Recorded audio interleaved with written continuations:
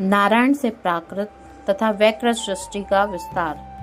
गरुड़ जी ने कहा, हे प्रभु, देवताओं के द्वारा इस प्रकार स्तुति किए गए भगवान विष्णु उन्हें आश्रय देकर स्वयं उन्हीं में किस प्रकार प्रविष्ट हुए और किस प्रकार सृष्टि हुई, हे कृपालु, आप इसे भली भांति बताएं।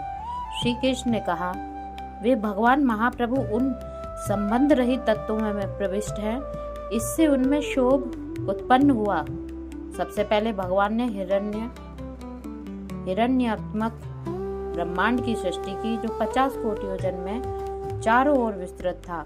उसके ऊपर अवस्थित अत्यंत सूक्ष्म भाग उतने ही विस्तार में फैला था जितने में उस हिरण्य में अंड का विस्तार था। उसके भी ऊपर 50 कोटि भूतल था। वह 7 आवरणों से चारों ओर परिधि द्वारा घिरा हुआ था। पहले आवरण का नाम कबंध है, दूसरा आवरण अग्निदेव का है और तीसरा आवरण महात्मा हर का है।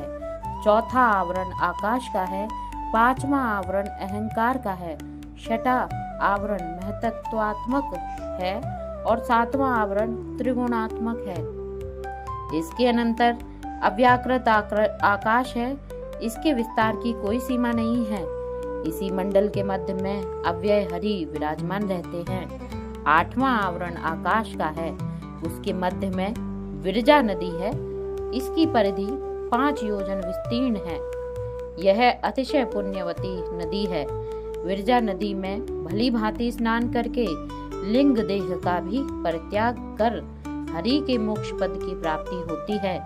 प्रारब्ध कर्मों का क्षय हो जाने पर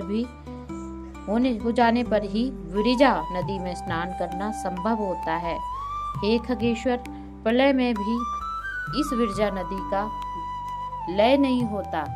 उसे लक्ष्मी स्वरूपा समझें, क्योंकि वह प्राणियों के लिंग शरीर का नाश करने वाली है। विरजा नदी के बाद व्याकृत आकाश है, जो निसीम है। उसकी अभिमानिनी देवता लक्ष्मी है। सृष्टि के समय उस ब्रह्मांड के अभिमानी देवता ब्रह्मा थे, जो विराट नाम से कहे गए। इस प्रकार ब्रह्मांड आदि का सर्जन कर अव्ययात्मा भगवान हरि उन तत्वाभिमानी देवताओं के साथ उस ब्रह्मांड के ऊपर नीचे सर्वत्र व्याप्त होकर नित्य स्थित रहते हैं। हे पक्षीराज, यह प्राकृत सृष्टि है। अव्यक्त आदि से लेकर पृथ्वी तक के जो भी तत्व इस अंड रूप जगत में बाह्य रूप से उत्पन्न हुए हैं, वे सभी प्राकृत सृष्टि कहे जाते हैं।